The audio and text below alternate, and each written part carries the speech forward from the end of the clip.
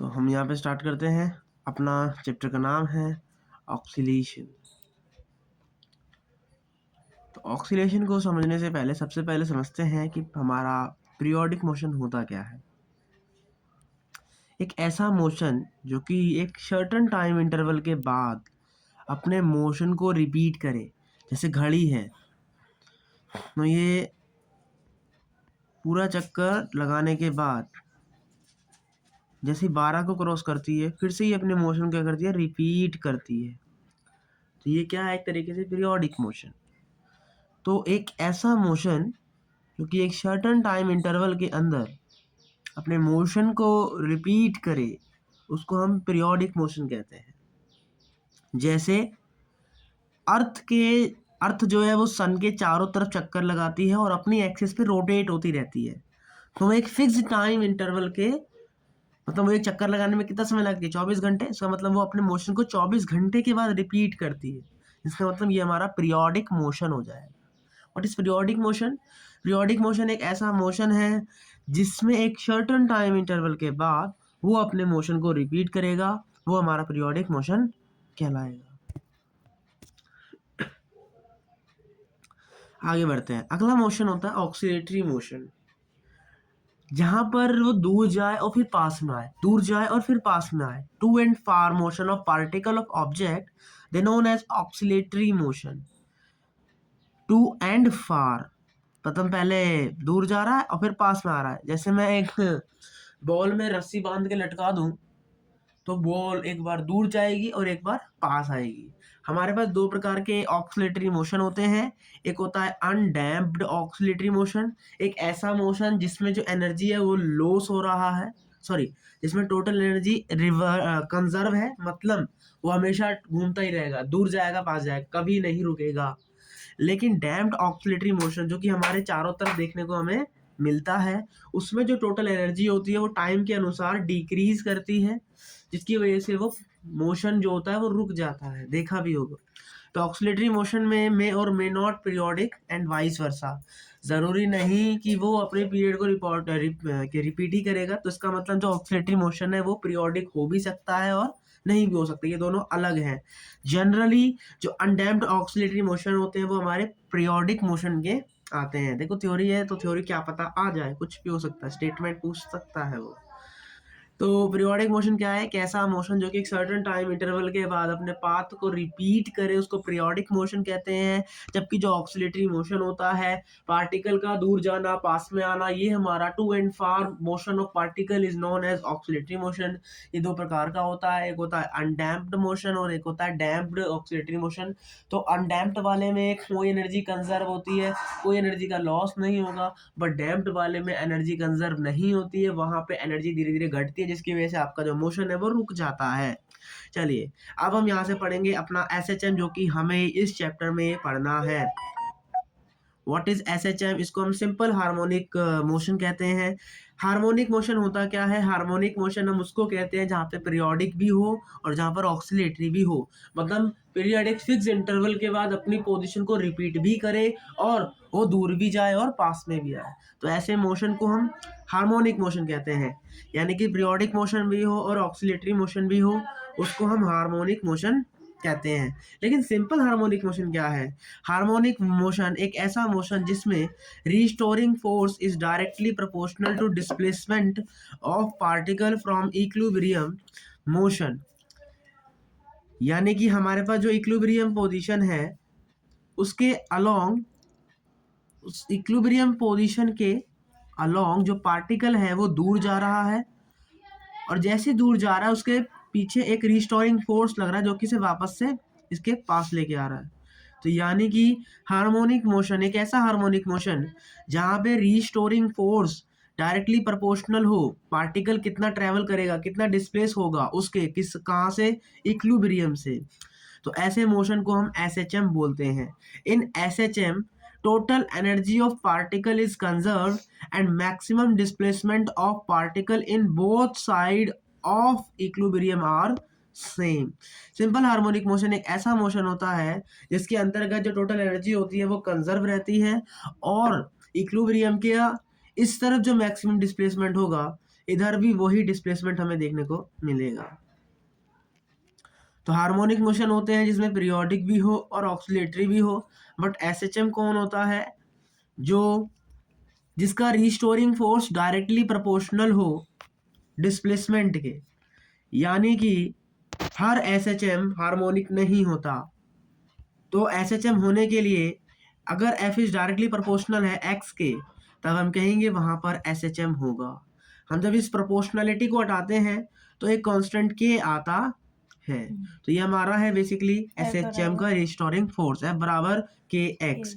लेकिन जो फोर्स है, अगर हम इधर चल रहे हैं तो फोर्स इसके अपोजिट डायरेक्शन में लगता है, तो इसलिए यहाँ पर नेगेटिव का साइन आते हुए हमें नजर आता है। के फोर्स कांस्टेंट है एसएचएम का, एक्स डिस्प्लेसमेंट है, इक्विलिब्रियम पोजीशन पर एक इक्विलिब्रियम पोजीशन होगी जिसके एक बार वो इधर जाएगा एक बार वो इधर जाएगा, तो बीच वाली जो पोजीशन पर है जहां पर वो वापस आके रुकेगा फिर दोबारा जाएगा आएगा जाएगा, उस पोजीशन को हम बोल रहे हैं इक्विलिब्रियम पोजीशन।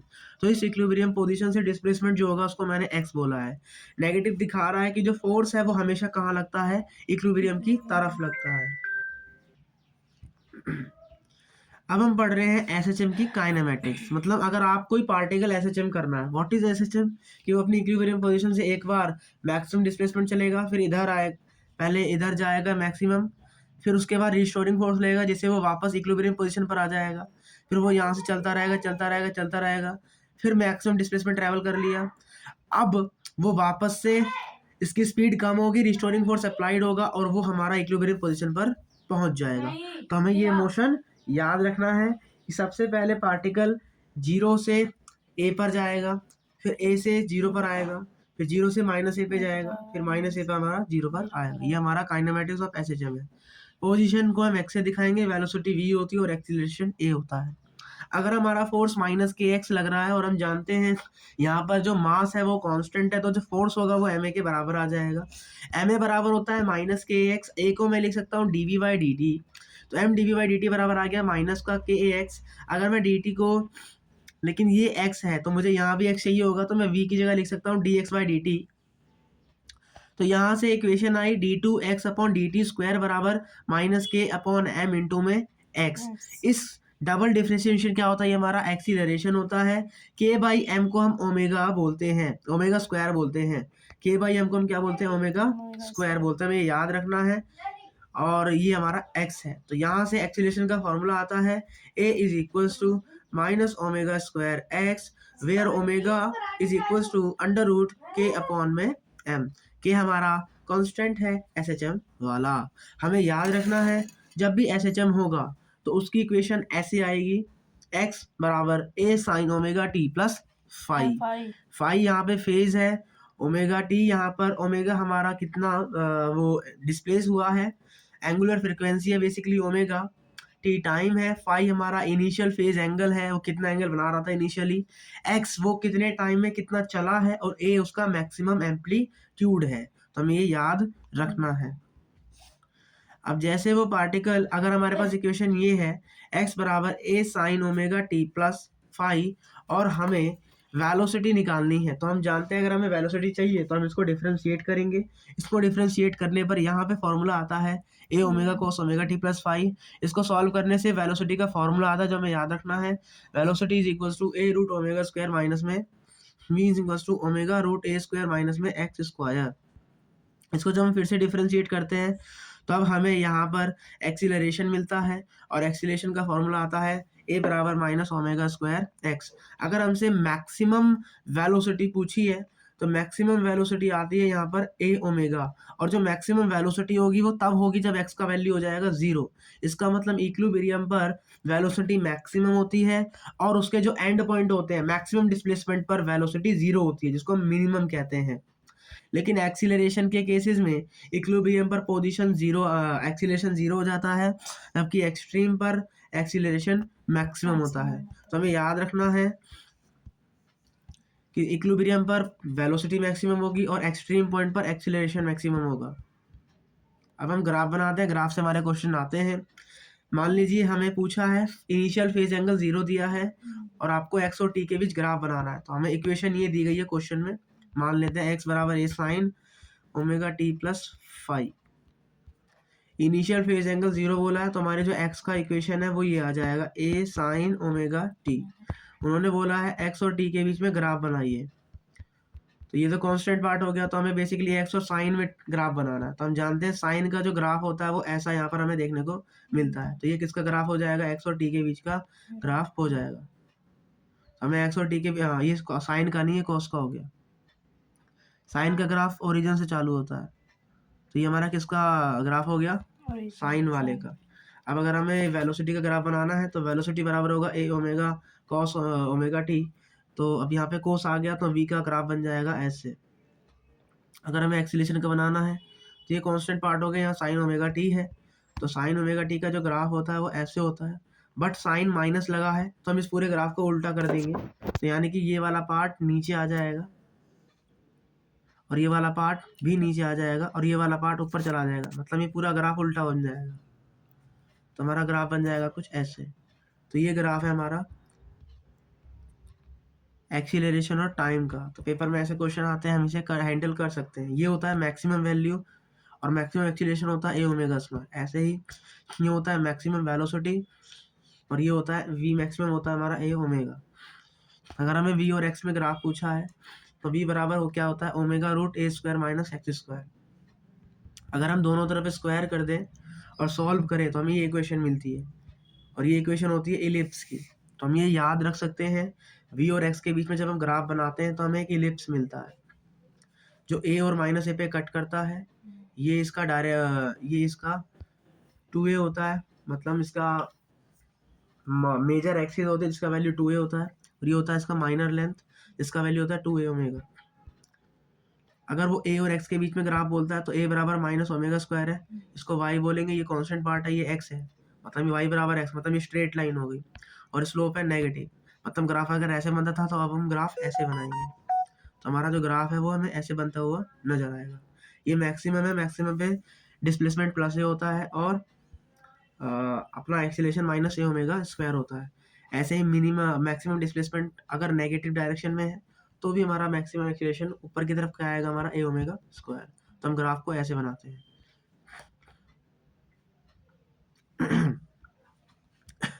हमें याद रखना है ओमेगा बराबर होता है रूट में के बाई एम। और अगर हमसे टाइम पीरियड पूछा तो हम जानते हैं टाइम पीरियड होता है 2 pi under root M by K. हमें ये फॉर्मूला यहाँ पे याद रखना है, टी बराबर 2 pi under root M by K, या फिर टी बराबर 2 पाई अपॉन में ओमेगा। के क्या होता है, एफ बराबर माइनस के, एक्स में जो ये कांस्टेंट पार्ट होता है इसी को हम के बोलते हैं। फ्रीक्वेंसी होती है टाइम पीरियड का उल्टा, था फ्रीक्वेंसी बराबर 1 upon time. Energy of S H M, basically energy क्या है कि वो उसका कुछ वेलोसिटी होगा और वो उस पॉइंट पर कितनी वेलोसिटी से कितना एनर्जी अपने अंदर स्टोर करके रखा हुआ है उसको हम बेसिकली एनर्जी बोल रहे हैं। तो एनर्जी में काइनेटिक एनर्जी भी हो सकती है और पोटेंशियल एनर्जी भी हो सकती है। काइनेटिक एनर्जी निकालने के लिए हमारे पास फॉर्मूला होता है हाफ एम वी स्क्वायर। तो अगर मुझे काइनेटिक एनर्जी निकालनी है टी टाइम पर, तो मैं क्या करूँगा, सबसे पहले मैं इस फॉर्मूले में v की जगह वेलोसिटी रख दूंगा। तो वेलोसिटी क्या होती थी हमारी, ए ओमेगा कॉस ओमेगा टी, हमने पढ़ा है। तो इस फॉर्मूले को यहाँ पुट कर दिया, तो यहाँ से क्या आ गया, half M A square omega square cos square omega T. अब हम जानते हैं जो ओमेगा स्क्वायर होता है उसको हम लिख सकते हैं के बाई एम। तो एम से एम कट गया, तो यहाँ आ गया half K A square cos square omega T.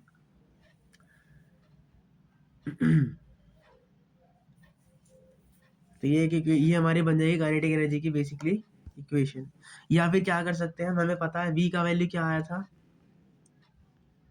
Omega square root A square minus X square. तो इसका स्क्वायर कर देंगे तो क्या मिल जाएगा, omega A square minus X square. तो यहाँ से डायरेक्टली काइनेटिक एनर्जी का फॉर्मूला क्या आ गया, इसको के बाई एम लिख सकते हैं। तो यहाँ से काइनेटिक एनर्जी का फॉर्मूला आ गया, मतलब ये टाइम पे डिपेंड ही नहीं करता है काइनेटिक एनर्जी। इसका फॉर्मूला क्या आ जाएगा हमारा, half K A square minus X square. तो फाइनली हमें कौन सा फॉर्मूला याद रखना है, ये वाला, कि काइनेटिक एनर्जी बराबर होती है half K A square minus X square. अगर हमें काइनेटिक एनर्जी और एक्स में ग्राफ पूछेगा तो हम कैसा बनाएंगे, ये वाई है और ये हमारा एक्स है, बाकी सब कांस्टेंट पार्ट है। तो वाई बराबर एक्स स्क्वायर आ जाए तो वो हमारा पैराबोला होता है। कौन सा पैराबोला होता है हमारा, क्योंकि साइन लगा है नेगेटिव, तो कभी भी y बराबर माइनस एक्स स्क्वायर दिख जाए तो उसका जो ग्राफ होता है वो होता है हमारा ये, इसको बोलते हैं y बराबर माइनस एक्स स्क्वायर का ग्राफ। बेसिक मैथमेटिक्स में पढ़ाया है ग्राफ कैसे बनते हैं। अब हम आगे बढ़ते हैं। यहाँ पे हम देख सकते हैं जहाँ पे ये कट करेगा वो इसका मैक्सिमम काइनेटिक एनर्जी होगा, और वो कितनी आएगी जब x 0 हो जाएगा। इसका मतलब यहाँ पे मैक्सिमम वैल्यू आएगी हाफ के ए स्क्वायर, और यहाँ पे काइनेटिक एनर्जी मिनिमम हो जाएगी जब x a के बराबर हो जाएगा। मतलब यहाँ पे जो काइनेटिक एनर्जी है वो बेसिकली 0 हो गई। तो हमें इसका कर्व कैसे देखने को मिलता है, ऐसे देखने को मिलता है। Energy of SHM। अब हम निकाल रहे हैं पोटेंशियल एनर्जी। तो पोटेंशियल एनर्जी क्या आती है, half K X square. X का वैल्यू रखेंगे तो यहाँ से जो पोटेंशियल एनर्जी आएगी, पोटेंशियल एनर्जी क्या आ गई हमारी, हाफ के एक्स स्क्वायर। तो अगर हम मुझसे टोटल एनर्जी पूछी है तो टोटल एनर्जी होती है पोटेंशियल प्लस काइनेटिक, तो दोनों को जब ऐड करते हैं तो यहाँ से आगे टोटल एनर्जी आती है हाफ के ए स्क्वायर। तो इसका मतलब ये एक्स पे भी डिपेंड नहीं कर रही, तो चूंकि ये एक्स पे डिपेंड नहीं कर रही है तो इसका मतलब जो एनर्जी है वो कांस्टेंट हो जाएगी। तो हमारी जो SHM में टोटल एनर्जी होती है वो होती है कांस्टेंट। तो अगर मुझे पोटेंशियल एनर्जी और एक्स के बीच में कर्व बनाना है तो कैसे बनेगा, ये क्या है, वाई है, ये क्या एक्स स्क्वायर है। अभी बताया जब y बराबर एक्स स्क्वायर होता है तो हमारा कर्व कैसे बनता है, ऐसे बनता है। लेकिन अगर y बराबर माइनस एक्स स्क्वायर है तो कर्व बनेगा ऐसे। और इसी तरीके से अगर एक्स स्क्वायर बराबर वाई स्क्वायर बराबर एक्स है तो कर्व बनेगा ऐसे, और अगर माइनस वाई स्क्वायर है तो कर्व बनेगा ऐसे। ये कर्व हमें यहाँ पे याद रखना है। अब हम ग्राफ बनाते हैं यहाँ पे टोटल एनर्जी, काइनेटिक एनर्जी और पोटेंशियल एनर्जी के बीच में। तो हम जानते हैं जो हमारी टोटल एनर्जी है वो कांस्टेंट रहती है, तो जो कोई कांस्टेंट होगा तो वो एक स्ट्रेट लाइन में बन जाएगा। और हमारा जो काइनेटिक एनर्जी पोटेंशियल एनर्जी का कर्व होता है वो हमारा ऐसे बनता है, और जो हमारा पोटेंशियल एनर्जी का कर्व होता है वो हमारा ऐसे बनता है। तो बेसिकली ये हमारा काइनेटिक एनर्जी, पोटेंशियल एनर्जी और टोटल एनर्जी का कर्व हो जाएगा। हमें पूछा है काइनेटिक एनर्जी यू के बराबर कब होती है, तो हमें याद रखना है काइनेटिक एनर्जी यू के बराबर plus minus A by root 2 पर होती है। कहाँ होती है, एक्स बराबर plus minus A by root 2 पर हमारी काइनेटिक एनर्जी पोटेंशियल एनर्जी के बराबर होती है। एवरेज काइनेटिक एनर्जी बराबर क्या होती है, एवरेज पोटेंशियल एनर्जी, और कितनी आती है 1/4 के A square. Equation with equilibrium at X बराबर एक्स नॉट। अगर एक्स की जगह क्या आ जाए, एक्स नॉट आ जाए तो हम कुछ नहीं करेंगे। हमने जितना भी इक्वेशन, जितने भी फॉर्मूले भी पढ़े थे, जैसे एक्स बराबर था ए साइन ओमेगा टी, तो यहाँ पर हम खाली एक्स की जगह क्या कर देंगे, एक्स माइनस एक्स नॉट। तो ये हमारा क्या बन जाएगा, इस नए वाले का इक्वेशन हो जाएगा। अब हम बेसिकली यहाँ पे फॉर्मूला अगर लिखना होगा, जैसे इसके लिए लिखना है तो एक्स की जगह क्या हो जाएगा, एक्स माइनस एक्स नॉट। अगर इक्विलिब्रियम कहाँ पर है, एक्स नॉट पर है, तो यहाँ भी एक्स माइनस एक्स नॉट, यहाँ भी एक्स माइनस एक्स नॉट, यहाँ भी एक्स माइनस एक्स नॉट, यहाँ भी एक्स माइनस एक्स नॉट, यहाँ भी एक्स माइनस एक्स नॉट। अब हम पढ़ रहे हैं फेजर डायग्राम। अब हम यहाँ पे पढ़ रहे हैं फेजर डायग्राम। फेजर डायग्राम क्या कहता है, आपके पास कोई एक पार्टिकल है जो कि एक सर्कल में रेडियस ए के साथ मूव कर रहा है, जिसका एंगुलर स्पीड है ओमेगा। तब हम क्या करते हैं, वो कितना कितना मूव कर रहा है उसके एम्पलीट्यूड का अगर हम प्रोजेक्शन लेते हैं किसी लाइन पर तो हम उसको फेजर डायग्राम बोलते हैं।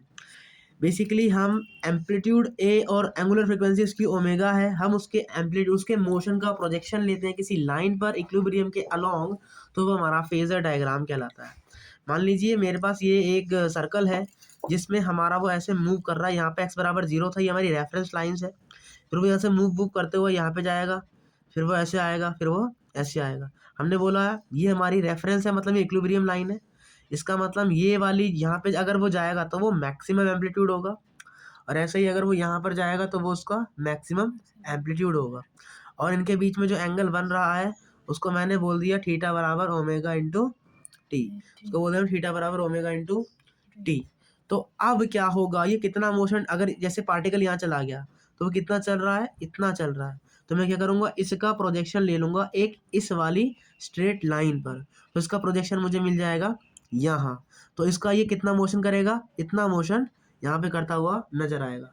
ऐसे ही जब ये पार्टिकल यहाँ चला जाएगा तो ये कितना प्रोजेक्शन करेगा ये। फिर इसका मैं क्या कर लूँगा, यहाँ पे क्या ले लूँगा बेसिकली, यहाँ पर मैं ऐसे क्या ले लूँगा, प्रोजेक्शन ले लूँगा। तो ये मेरा हो गया यहाँ पे फेजर। तो हम जो फेजर को ऐसे निकालते हैं।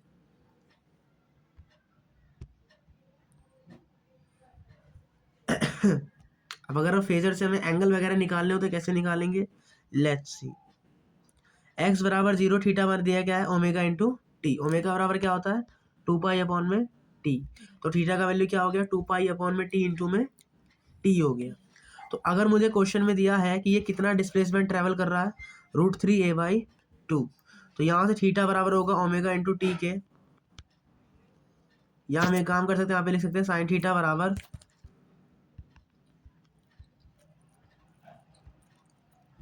ये वाला डिस्प्लेसमेंट अपॉन में ये वाला करंट, और x का वैल्यू हमें दिया है √3a/2। सॉल्व करेंगे, यहाँ से हमारा वैल्यू आ जाएगा √3/2। तो यहाँ से थीटा का वैल्यू आ जाएगा हमारा, साइन थीटा 60 डिग्री पर ये होता है, तो थीटा का वैल्यू आ गया 60 डिग्री। तो अगर मेरा थीटा 60 डिग्री है, उसको हम लिख सकते हैं π/3। हमने सीखा है अगर रेडियन में कन्वर्जन करना होता है तो क्या करते हैं हम 60 को मल्टीप्लाई कर देते हैं π/180 से। तो यहाँ से जो वैल्यू आ जाएगा π/3 आ जाएगा। अब बेसिकली हम π/3 हमारा आ गया है, लेकिन उसने हमसे टाइम पीरियड पूछा है। तो थीटा बराबर होता है ओमेगा इंटू टी। ओमेगा का वैल्यू क्या होगा 2 पाई अपॉन में टाइम पीरियड और मल्टीप्लाई में टी, और ये π/3 मुझसे इसका वैल्यू पूछा है। टी को इधर भेजूंगा, पाई से पाई कटा, तो यानी कि उसे यहाँ से √3a/2 चलने में जो समय लगेगा वो लगेगा उसे t/6। तो हम ये याद मतलब ऐसे जो है हम फेजर से एंगल को निकालते हैं। लेकिन हमें फेजर से एंगल को निकालने की जरूरत नहीं है, हम इसे डायरेक्ट याद कर सकते हैं। हम कैसे निकालेंगे, याद भी क्या करना, सिंपल सा है। यहाँ पर अगर वो ए चल रहा है, अगर वो ए एम्पलीट्यूड चल रहा है, तो ए को हम क्या मान लेंगे 1 मान लेंगे। अब साइन थीटा का वैल्यू 1 कब होता है π/2 पर होता है। अब टाइम पीरियड निकालने के लिए हम क्या करेंगे, इसे 2 से मल्टीप्लाई कर देंगे। हमारा टाइम पीरियड कितना आ जाएगा π/4 आ जाएगा। यानी कि टाइम पीरियड क्या हो गया हमारा t/4, π/4 नहीं, कितना t/4। एक आ गया ना, तो उसे इसका मतलब अपना जो एम्पलीट्यूड है, मतलब जो साइन थीटा है वो कितना है π/2 है। साइन थीटा कितना आ गया हमारा π/2, और थीटा बराबर क्या होता है ओमेगा इंटू टी। इसका मतलब ओमेगा का वैल्यू क्या हो जाएगा 2 π/t। थीटा आ गया हमारा π/2। तो यहाँ से टाइम पीरियड क्या आ गया t/4। तो ये बेसिकली पाई कट जाता है यहाँ पर हमारा, और हम टी से ऊपर मल्टीप्लाई कर देते हैं और नीचे लिख देते हैं 4। बात खत्म। अब अगर मुझे a/2 दिया है, तो a/2 से a हटाएंगे, ये बन गया हाफ। हाफ वैल्यू होती है 30 डिग्री पर। 30 डिग्री को रेडियन में लिखेंगे तो हमारा वैल्यू आता है π/6। अब पाई को हटाना है और यहाँ क्या लगा देना है, टी लगा देना है, और यहाँ किससे मल्टीप्लाई कर देनी है 2 से। तो हमारा टाइम पीरियड कितना आ गया 3/12। इसका मतलब वो x बराबर a/2 दूरी चलने में कितना समय लेगा t/12 दूरी लेगा। तो हम इस ऐसे जो है क्या निकालते हैं, टाइम पीरियड निकालते हैं। ये टाइम पीरियड निकालने की ट्रिक है, तो ये वाली ट्रिक याद रखनी है। ऐसे ही अगर a/√2 है, तो अगर a/√2 है तो इसका मतलब 1/√2 है।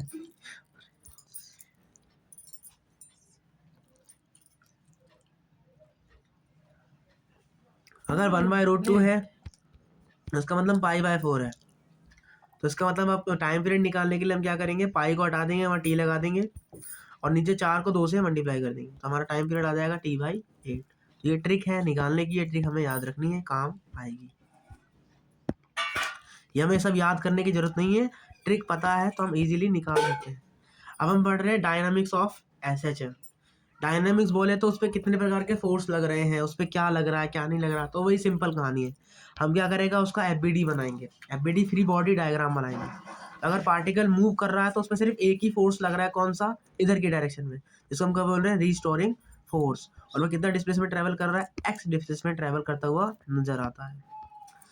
अब अगर मैं किसी ब्लॉक को, जैसे मैं क्या करूं, एक स्प्रिंग लिया और स्प्रिंग को मैंने M से लटका दिया, तो स्प्रिंग में भी क्या होता है, सबसे पहले क्या होगा, एलोगेशन होगा। ये इस पर प्रेशर डालेगा तो ये मैक्सिमम कंप्रेस होगी, फिर वापस से क्या होगा, ये वापस से इधर आ जाएगा। फिर ऐसे ही मोशन इसमें बार बार हमें देखने को मिलता है। इसका मतलब यहाँ पर हमें क्या देखने को मिलता है, SHM देखने को मिलता है स्प्रिंग के अंदर। या मैं स्प्रिंग को दबा के भी रखूँ तो फिर वो, उसे अगर मैं छोड़ूँ तो वो वापस छूट जाती है, फिर उसे दबाऊँ तो फिर आ जाएगी। अगर मैं मास लूँ तो मास क्या करेगा, एक बार उसे कंप्रेस करेगा, फिर जब स्प्रिंग के अंदर फोर्स मैक्सिमम हो जाएगा तो वो क्या करेगा, मास को इधर भेजेगा, जिसकी वजह से एक बार स्प्रिंग कंप्रेस होगी और एक बार फैल जाएगी, एलोगनेट हो जाएगी। और ये मोशन किसके अलोंग होगा, उसकी नेचुरल लेंथ के अलोंग होगा। तो जो नेचुरल लेंथ है उसको हम क्या बोलेंगे, इसका इक्विलिब्रियमिक पॉइंट बोलेंगे। तो यहाँ पे नेट फोर्स क्या होगा, 0 होगा, और x बराबर हमने क्या माना है, x0 माना है, क्योंकि ये हमारा रेस्ट में हो गया बेसिकली। एम्पलीट्यूड अगर वो पूछे तो एम्पलीट्यूड कैसे निकालेंगे, distance between extreme and equilibrium. Equilibrium पर है, मतलब नेट फोर्स क्या है हमारा, 0 है। और एम्पलीट्यूड क्या होता है, जहां पर इस वाले पार्टिकल की वेलोसिटी क्या हो जाए, 0 हो जाए। यानी कि क्या हुआ, इक्विलिब्रियम पर इस स्प्रिंग ने इस पे फोर्स लगाया, जिसकी वजह से जो मास है ये कहाँ चला गया, यहाँ चला गया, और अब इसकी जो वेलोसिटी है वो क्या हो गई, 0, मतलब ये रेस्ट हो गया। तो इक्विलिब्रियम पॉइंट से रेस्ट तक का जो डिस्प्लेसमेंट होगा उसी को हम एम्पलीट्यूड बोलेंगे।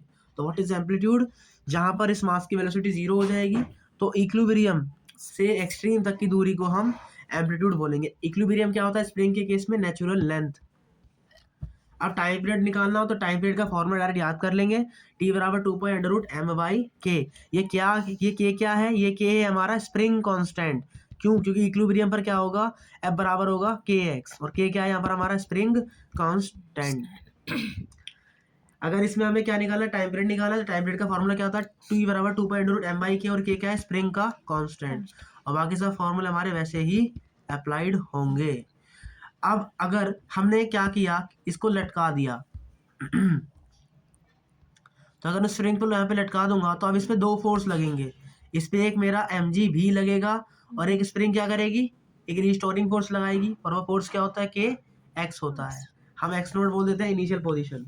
तो इक्विलिब्रियम पर क्या होगा, सबसे पहले नेचुरल लेंथ पे क्या होगा, ये यहाँ पर होगा मास, फिर मास क्या हो जाएगा, नीचे आएगा, क्योंकि इस पे फोर्स लगाएगा नीचे की तरफ, इसके वजह से जो मास है वो क्या आ जाएगा, नीचे आ जाएगा।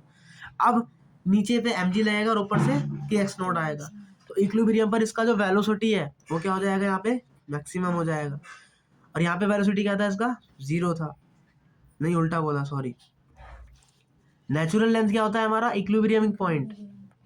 यहाँ पे फोर्स इक्विलिब्रियम में आ गया है, फोर्स क्या आ गया है, इक्विलिब्रियम में, लेकिन वेलोसिटी क्या है, 0। यानी कि ये हमारा क्या हो गया, यहाँ पे एम्पलीट्यूड हो गया। तो एम्पलीट्यूड कैसे निकालेंगे, बेसिकली mg को बराबर कर देंगे kx0 के, क्योंकि फोर्स बराबर हो गए, तो kx0 बराबर क्या आ गया, mg। तो यहाँ से k का वैल्यू क्या आ जाएगा मेरा, mg/x0। अब इस k की वैल्यू को टाइम पीरियड में रखूंगा तो मुझे क्या मिल जाएगा, टाइम पीरियड मिल जाएगा। अगर मैं क्या करूँ, इसको किस पे रख दूँ, किसी एंगल पे वेज है उसके ऊपर मैंने स्प्रिंग रख दिया, तो भी मेरे टाइम पीरियड पे कोई फर्क नहीं पड़ेगा, लेकिन हाँ एम्पलीट्यूड पे पड़ जाएगा। किस पे पड़ेगा, एम्पलीट्यूड पे। क्यों, क्योंकि पहले आता था kx0 बराबर mg, लेकिन अब mg लग रहा है ऐसे, लेकिन ये है ऐसे, तो g का हो जाएगा कॉम्पोनेंट इसके अलोंग, तो यहाँ पर आ जाएगा mg sin थीटा, तो kx0 बराबर हो जाएगा यहाँ पे mg sin थीटा के।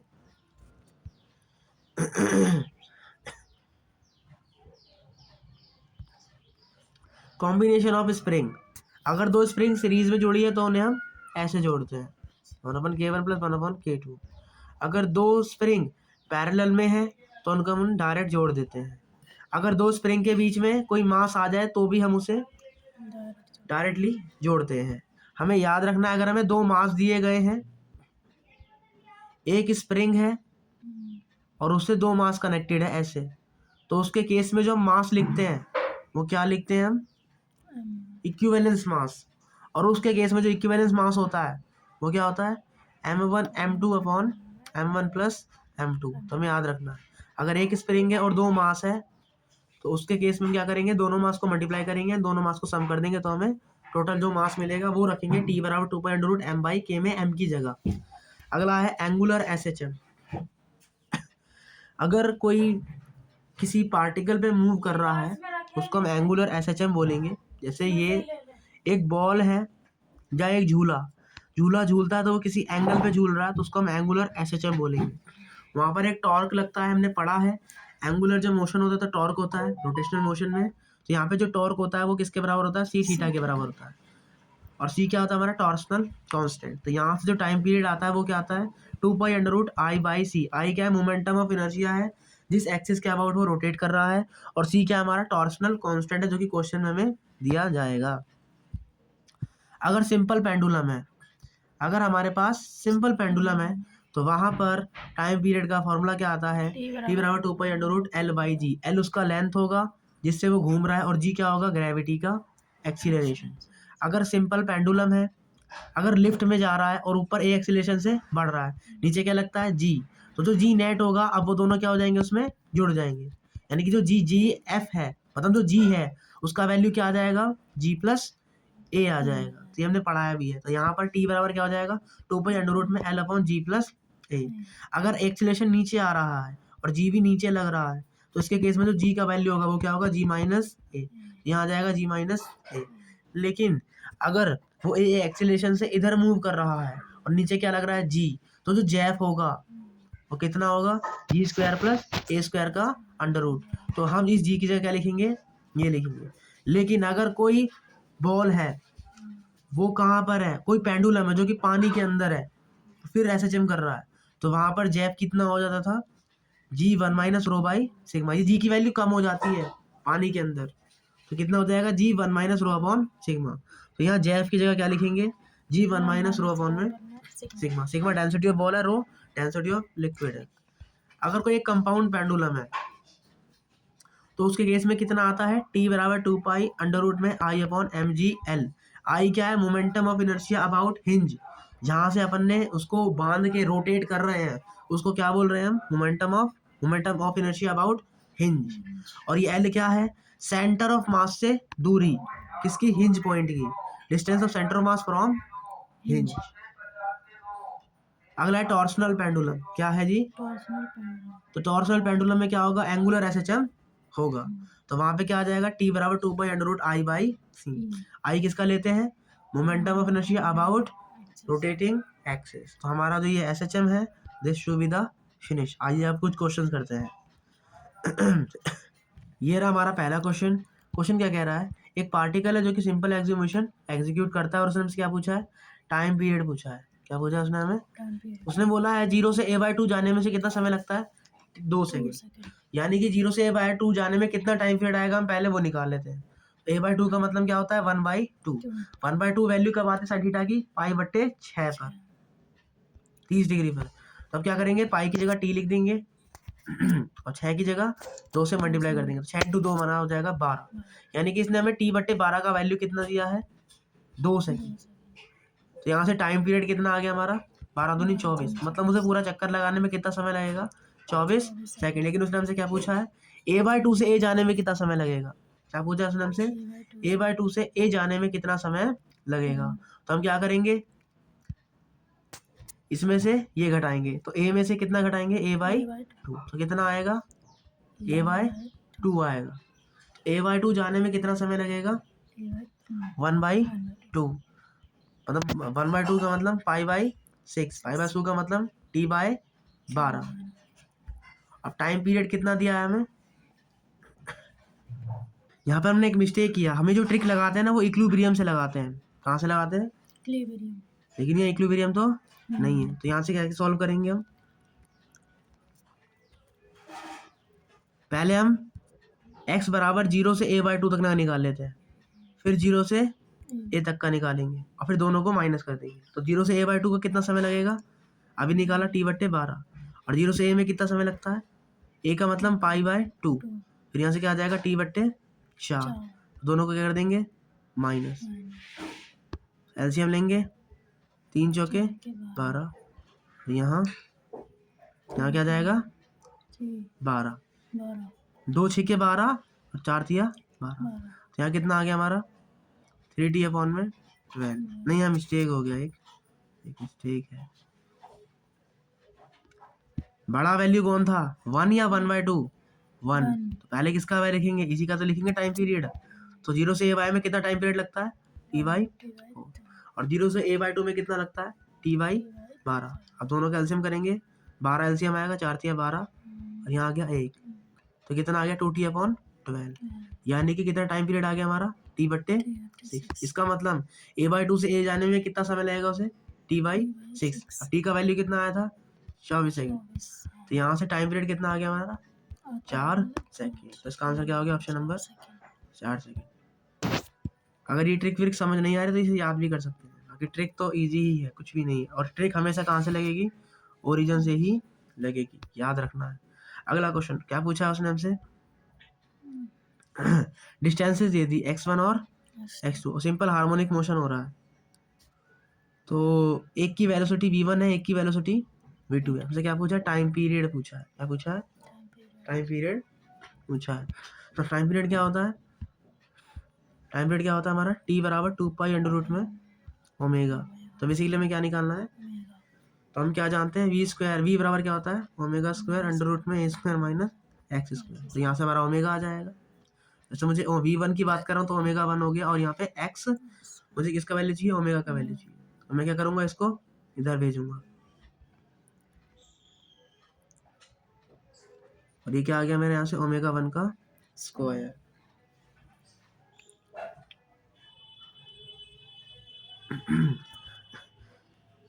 और भी कुछ दिया, और यहाँ से हम ऐसी क्या निकाल लेंगे, v2 निकाल लेंगे। क्या निकाल लेंगे, फॉर्मूले में मिस्टेक है, ओमेगा स्क्वायर होता नहीं होता, ओमेगा होता है। क्या होता है, ओमेगा √a² - x², याद रखेंगे। सबसे पहले मैं क्या करता हूँ, मैं यहाँ पे स्क्वायरिंग कर देता हूँ ताकि ये खुल जाए। क्या बन जाएगा ये,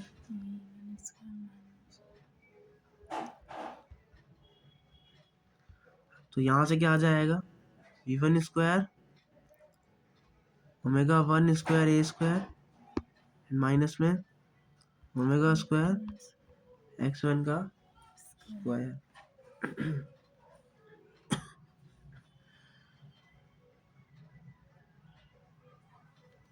तो हमसे पूछा क्या है, टाइम पीरियड। तो हम क्या करते हैं, काम करते हैं, ओमेगा की जगह क्या लिख लेते हैं, 2/t, क्योंकि पूछा तो हमसे टाइम पीरियड ही है। अब क्या करेंगे, ओमेगा की जगह क्या लिख देंगे, 2/t। मैं क्या करता हूँ, इसको स्क्वायर कर लेता हूँ ताकि ये a² और x² क्या हो जाए, मेरा अलग हो जाए। यहाँ आ जाएगा मेरा, टाइम पीरियड तो सब में सेम ही होगा, 4π² और एम्पलीट्यूड भी एक ही होता है, एक ऐसे जब में एक ही एम्पलीट्यूड होगा। तो यहाँ से क्या लिख लेंगे, v1 का स्क्वायर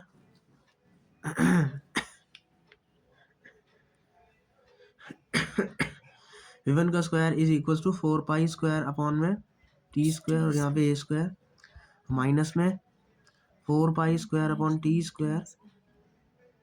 माइनस में x1 का स्क्वायर। ऐसे ही दूसरे वाले की वैल्यू भी यही आ जाएगी, बस v1 की जगह हो जाएगा v2। ये पूरा तो सेम ही रहेगा, और यहाँ आ जाएगा हमारा 4π² यहाँ प्लस मल्टीप्लाई में x2 का स्क्वायर। अब हम क्या करते हैं, मुझे ये हटाना है, मुझे क्या करना है, ये एम्पलीट्यूड नहीं चाहिए मुझे, x और p में रिलेशन चाहिए। तो मैं क्या करूँगा, दोनों को माइनस कर दूँगा, यहाँ माइनस, यहाँ प्लस, यहाँ प्लस। ये दोनों क्या है, एक सेकेंड, माइनस करूँगा ना, यहाँ भी क्या आएगा, माइनस ही तो आएगा। दोनों क्या सेम है, तो दोनों क्या हो जाएंगे, कट जाएंगे। तो यहाँ से हमारा आंसर क्या आएगा, v1² माइनस v2 का स्क्वायर इज इक्वल टू, ये दोनों में कॉमन है तो उसको मैं क्या लिख सकता हूँ, बाहर लिख सकता हूँ। और यहाँ क्या आ जाएगा मेरा, x2 का स्क्वायर माइनस x1 का स्क्वायर। मुझे किसका वैल्यू चाहिए, टाइम पीरियड का।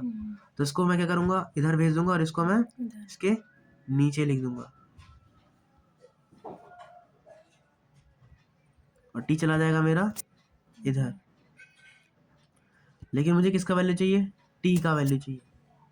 तो मैं क्या करूँगा, स्क्वायर हटाने के लिए यहाँ लगा दूंगा अंडर रूट, 4 का अंडर रूट 2, π² का अंडर रूट पाई। तो आंसर क्या आ गया, t बराबर 2π में x2 माइनस x1 का square upon v2 minus v1 का स्क्वायर। ये हो गया अपना ऑप्शन नंबर 1। हुआ कैसा, एक बार फिर से देख लेते हैं। That is simple question, v का वैल्यू लिखा, ओमेगा की जगह हमने 2π/t कर दिया, बस उसको ऐसे रिलेशन लिख लिया, दोनों को ऐड कर दिया, मतलब घटा दिया, और फिर यहाँ से हमारा क्या आ गया, टाइम पीरियड आ गया। देखा जाए तो सिर्फ फॉर्मूला बेस्ड क्वेश्चन है ये। ये 2023 में कुछ, इस बार जेईई मेंस में से काफ़ी ज़्यादा क्वेश्चन भी आए हैं। हमें क्या निकालना है, एम्पलीट्यूड। कभी भी एम्पलीट्यूड पूछेगा कैसे निकालेंगे, यहाँ क्या लिखा है, तो उसको हम कर्व कर लेंगे, ग्राफ बना लेंगे। यहाँ क्या लिखेंगे ना, साइन ओमेगा टी। क्या कोई फेस दिया है, फेज देने का मतलब क्या, कोई फाई का वैल्यू यहाँ पे ऐड हो रहा है, नहीं हो रहा, तो इसका मतलब ये 0 पर है। इसका लिख देंगे यहाँ पर, इसको लिख दिया क्या हमने, इसका एम्पलीट्यूड बोल दिया हमने, कुछ दिया है क्या, कुछ नहीं, इसके आगे कुछ लिखा है नहीं, तो मतलब इसका एम्पलीट्यूड कितना है, 1 है। और दूसरा क्या है, कॉस में, लेकिन हम किस में लिखेंगे, साइन में, किस में लिखेंगे, तो ये याद रखना है, जो साइन थीटा होता है तो किसके बराबर होता है, हाँ उल्टा, हाँ कॉस 90 माइनस थीटा के, ठीक है। इसी तरीके से जो कॉस थीटा होता है वो किसके बराबर होता है, साइन 90 माइनस थीटा के, ठीक है। तो यानी कि यहाँ पर हम कॉस ओमेगा टी की जगह क्या लिख सकते हैं, साइन 90 माइनस ओमेगा टी, तो यानी कि साइन कहाँ बनेगा, 90 डिग्री पर बनता हुआ नजर आएगा, टी बराबर 0 पर। या तो याद कर ले, अगर कॉस ओमेगा टी है तो इस लाइन पे बनता है, और साइन ओमेगा टी है तो इस लाइन पे बनता है। इसका एम्पलीट्यूड भी कितना है, 1। जो नेट आएगा वो इन दोनों के बीच में से आता है, वेक्टर में सीखा है, अगर एक ऐसे तो नेट कहाँ आता है, इसको बीचों बीच से, यानी कि नेट कहाँ आएगा, तो हमें किसकी वैल्यू पूछी है, तो कैसे निकालेंगे, अगर मैं यहाँ लाइन खींचूँ इसके परपेंडिकुलर तो इसी के बराबर आएगी, यानी कि इसका वैल्यू क्या हो गया, 1, इसका वैल्यू भी क्या है, यहाँ क्या लगेगा, ये क्या हो गया हमारा, वेक्टर हो गया। वेक्टर का जो एम्पलीट्यूड आता है वो क्या आता है, इसका स्क्वायर प्लस में इसका स्क्वायर, तो वैल्यू कितनी आ गई, √2।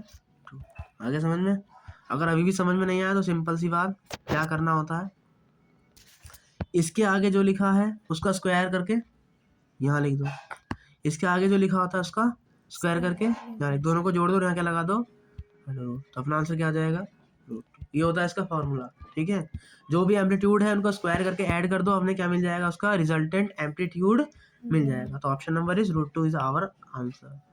आगे बढ़ते हैं, ये दिया है और ये दिया है, रेशो पूछा है, मतलब एम्पलीट्यूड यहाँ पर भी पूछ लिया, तो बस इसका एम्पलीट्यूड कितना दिया है 10, और इसका एम्पलीट्यूड कितना दिया है 5 दिया, ये भी तो है, तो पहले इनका निकालना पड़ेगा, ये दोनों साइन होने चाहिए थे, तो इनका अलग अलग निकालना पड़ेगा। 5 को अंदर भेजता हूँ,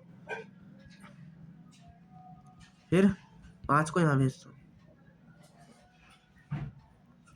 अब इसका क्या निकालता हूँ एम्पलीट्यूड, तो इसका एम्पलीट्यूड क्या आएगा, 5 का स्क्वायर 25 या 75, तो सोल्व करके कितना आ गया 10। इसका मतलब इस पूरे का एम्पलीट्यूड कितना है 10 है, और इसका भी एम्पलीट्यूड कितना है 10 है।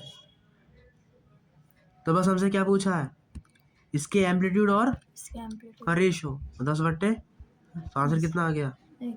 तो x का वैल्यू क्या हो गया, यहाँ से 1 हो गया, क्योंकि 1:1 है ना, अपना आंसर क्या है 1/1, और इसने किसकी वैल्यू पूछी, ऊपर वाले की, तो ऊपर वाले की वैल्यू कितनी आई थी, ऑप्शन नंबर, मतलब नेक्स्ट क्या हो गया अपना 1 हो गया। आगे बढ़ते हैं, क्या पूछा उसने, काइनेटिक एनर्जी और एम्पलीट्यूड के बीच में ग्राफ। काइनेटिक एनर्जी का फॉर्मूला क्या होता है, ½ KA² - x²। किसके बीच पूछा है, एक, सिर्फ इतने से मतलब है, तो यहाँ क्या आ गया ½ KA², यहाँ क्या काइनेटिक एनर्जी, ये क्या है y, ये क्या है x, तो y बराबर क्या है x², क्या कोई पॉजिटिव है, पॉजिटिव है, तो y बराबर x² का ग्राफ कैसे बनता था, अभी पढ़ाया था, ग्राफ बनता है इसका ऐसे, तो ऐसा ग्राफ कहाँ देखने को मिल रहा है, सिर्फ इसी में, तो ऑप्शन नंबर क्या हो गया हमारा 3। ये वाला क्वेश्चन करते हैं, क्या पूछा है, हमें मोशन को देखना और बताना है क्या पूछ रहा है क्या नहीं पूछ रहा। फोर्स इज 0 एट t बराबर 3t/4, यहाँ पर क्या बोल रहा है, फोर्स 0 है, क्या है, कैसे, x कहाँ है, यहाँ पर है, हमें पता है ये वाली लाइन पर ये वाले की वैल्यू क्या होती है 0 होती है, और इस वाली लाइन पर इस वाले की वैल्यू क्या होती है 0 होती है, यानी कि यहाँ पर x का वैल्यू क्या हो गया 0 हो गया, और फोर्स का फॉर्मूला क्या होता है, और अगर x का वैल्यू 0 हो गया तो फोर्स भी क्या हो गया 0, तो यानी कि ये क्या है, सही है। Acceleration is maximum at t बराबर t, कहाँ है t, ये रहा, यहाँ पर अगर पॉइंट बनाऊं तो वो कहाँ मिल रहा है, यहाँ पर मिल रहा है, कहाँ मिल रहा है, ये क्या है इसका, ये सब में क्या है मैक्सिमम है, और ये क्या है डिस्प्लेसमेंट है, इसका मतलब ये क्या हमारा मैक्सिमम एम्पलीट्यूड है। और हमने क्या पढ़ा है, एक्सीलरेशन मैक्सिमम कहाँ होता है, उसके एम्पलीट्यूड पर, तो यानी कि यहाँ पर एक्सीलरेशन क्या होगा मैक्सिमम होगा, तो ये भी सही लिखा है। अगला कह रहा है स्पीड इज मैक्सिमम है टी बराबर टी बाय 4। स्पीड मैक्सिमम कहाँ होती थी? जहां पर एक्स क्या होता था? 0। तो टी बाय 4 पर क्या हो रहा है? ये रहा टी बाय 4। टी बाय 4 पर एक्स 0 है क्या? क्योंकि यहाँ पर बन रहा है, मतलब एक्स क्या है? 0। यानी कि वेलोसिटी यहाँ क्या हो जाएगी? मैक्सिमम। तो ये भी क्या है? सही है। अब अगला करते हैं।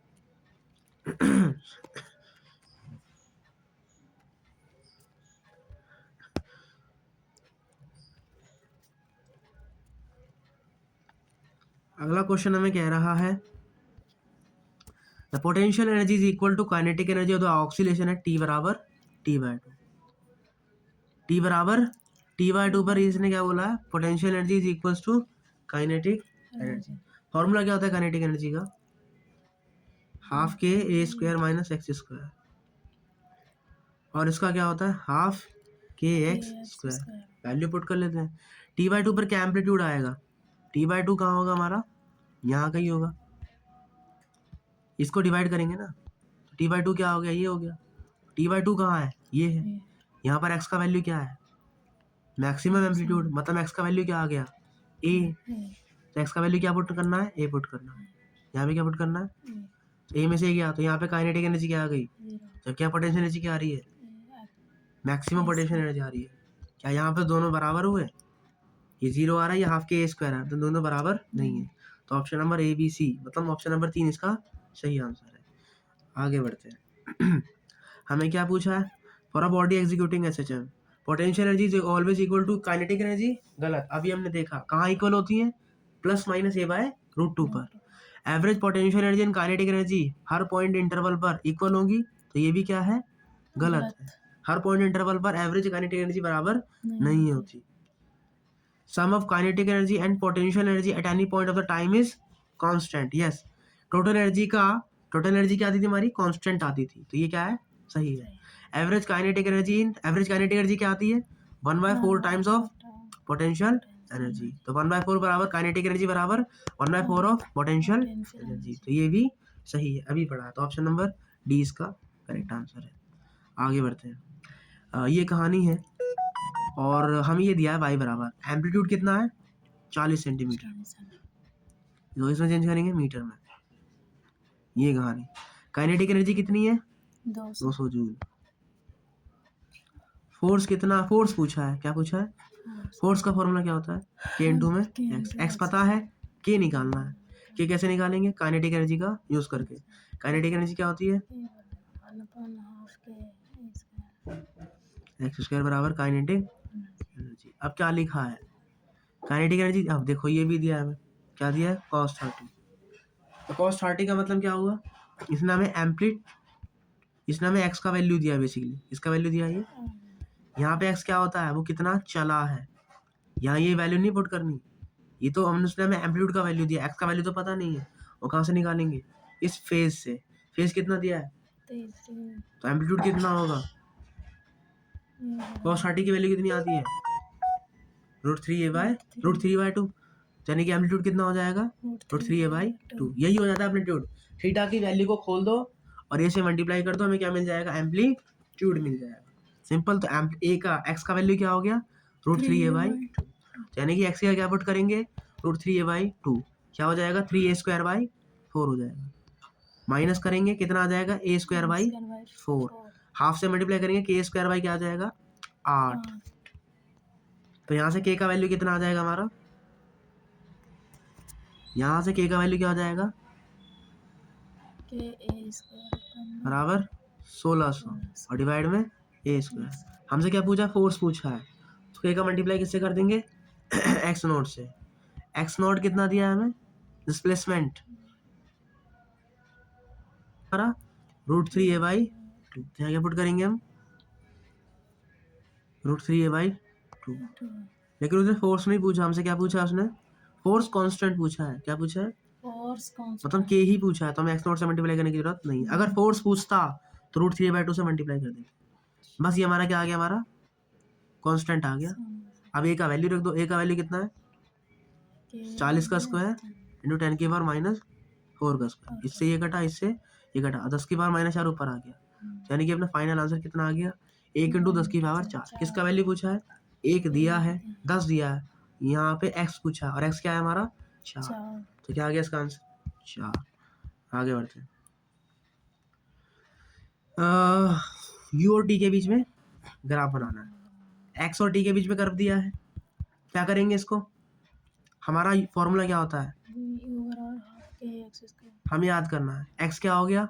स्क्वायर हो गया। स्क्वायर का मतलब वैल्यू कभी भी नेगेटिव नहीं है। तो जहां जहां कर्व नेगेटिव बन रहा था उसे क्या बना देंगे हम? पॉजिटिव बनाने के लिए कहाँ आना पड़ेगा? ऊपर आना पड़ेगा। यानी कर्व कैसा बनेगा इसका? ऐसा बनेगा। तो ऑप्शन कौन सा सही है हमारा? 2। ठीक है, अब ये करते हैं। ये क्वेश्चन कह रहा है जनरल डिस्प्लेसमेंट दिया है हमें, टाइम पीरियड क्या है इसका? t। तो हमें पोटेंशियल एनर्जी और टाइम t का कर्व बना के उसका स्लोप बताना है, या निकालना है हमें? स्लोप बताना है। जब भी स्लोप पूछे तो हम क्या करते हैं? u और t का स्लोप पूछा है तो स्लोप का फॉर्मूला क्या होता है? जो भी दिए जिसके रिस्पेक्ट में पूछा है, u तो du, और किसके रिस्पेक्ट में? टाइम के रिस्पेक्ट में। तो हमें क्या निकालना है? du by dt। मतलब पोटेंशियल एनर्जी का क्या कर देना है हमें? टाइम के रिस्पेक्ट में डिफरेंशिएशन कर देना। अच्छा, स्लोप को क्या करना है? मैक्सिमम करना है। क्या करना है? मैक्सिमम। तो कभी भी स्लोप को मैक्सिमम करने को बोले तो du बाय dt को क्या पुट करना है? 0। तो u का फॉर्मूला क्या आता है हमारा?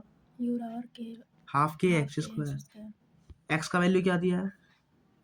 ए साइन ओमेगा टी। मतलब एक्स का क्या पुट करेंगे हम?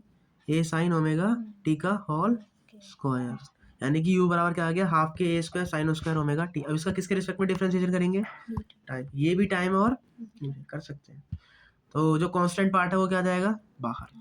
साइन स्क्वायर का जब डिफरेंशिएशन करते हैं, पावर कितनी है? 2। ये क्या आ जाएगी? आगे आ जाएगी, और इसको हम एज इट इज रख लेंगे। अब साइन ओमेगा टी का फिर से डिफरेंशिएशन करेंगे। साइन का क्या होगा? Cos omega T. फिर किसका डिफरेंशिएशन करेंगे? इसके अंदर वाले का। ओमेगा टी का डिफरेंशिएशन क्या हो जाएगा? ओमेगा। तो यहाँ से डिफरेंशिएशन करने पर क्या आ गया हमारा? ये आ गया। हमें याद करना है, अगर आगे 2 लिखा है और यहाँ पे साइन और इसके अंदर जो एंगल है वही एंगल कॉस के साथ भी है, तो ये किसका फॉर्मूला बन जाता है? साइन 2 ओमेगा टी का फॉर्मूला बन जाता है। याद रखना ये formula, 2 sine A cos A is equals to sine 2a। तो वही हमने क्या बना दिया? साइन 2 ओमेगा टी कर दिया। अब उसने क्या बोला? इसको किसके बराबर करो? 0 के। तो पूरा कांस्टेंट ये क्या हो जाएगा? 0 हो जाएगा। अब साइन को उधर भेजेंगे 0 के, तो 0 कब होता है? साइन 0 पर ही होता है। एक सेकेंड,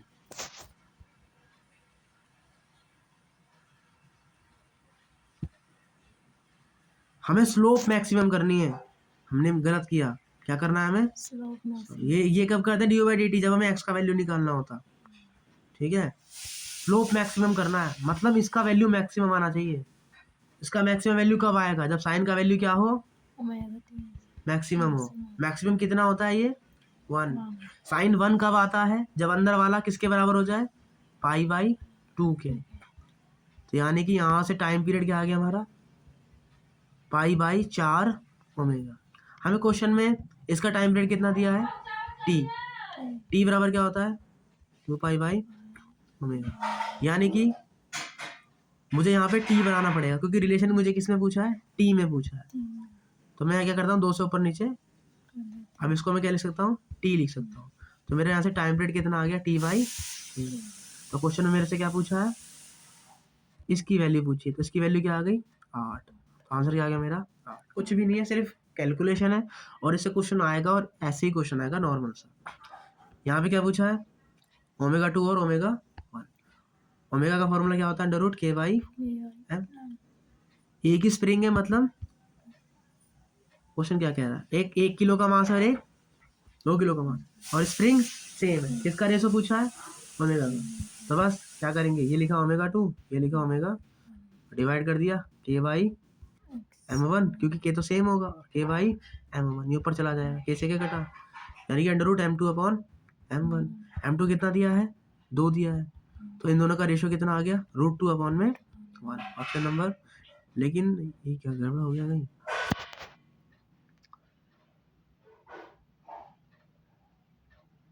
हाँ, एक मिस्टेक हो गया। यहाँ हमने क्या लिखा है? ओमेगा 2।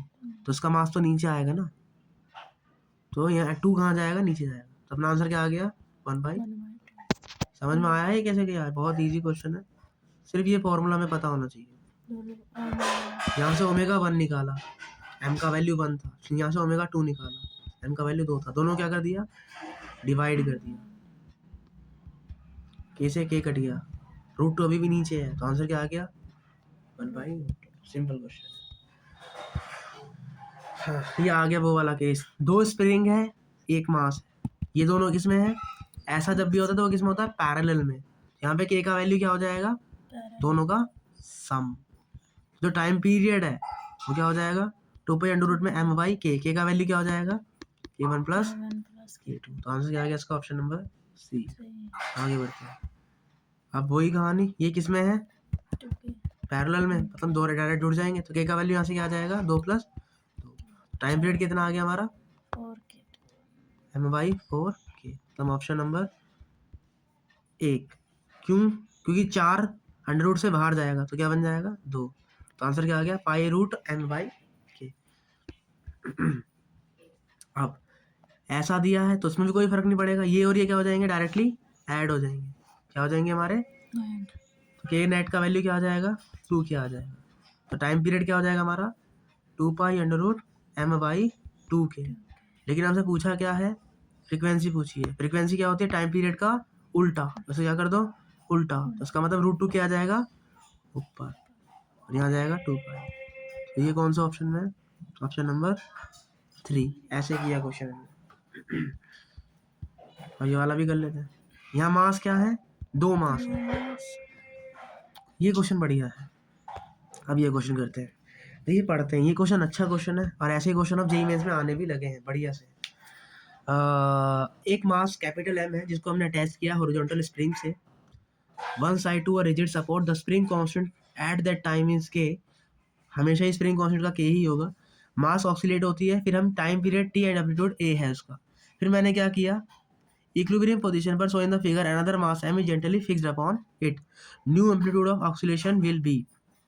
पहले इसका जब ये नहीं था, पहले सिर्फ इतना था, तो इसका जो एम्पलीट्यूड था वो पहले ए था, लेकिन अब मैंने क्या किया, इसके ऊपर एक मास रख दिया स्मॉल m। तो अब मुझसे क्या पूछा है, नया एम्पलीट्यूड पूछा है, तो कैसे करेंगे इसको। इक्विलिब्रियम पर पोजीशन क्या होती है, वेलोसिटी क्या होती है, मैक्सिमम होती है, कितनी आती है, ए ओमेगा। ओमेगा का वैल्यू क्या होता है, √m/k। और मैक्सिमम वेलोसिटी, अब कौन सी मैक्सिमम वेलोसिटी आएगी, जब ये पूरा मास रख दिया होगा इसके ऊपर।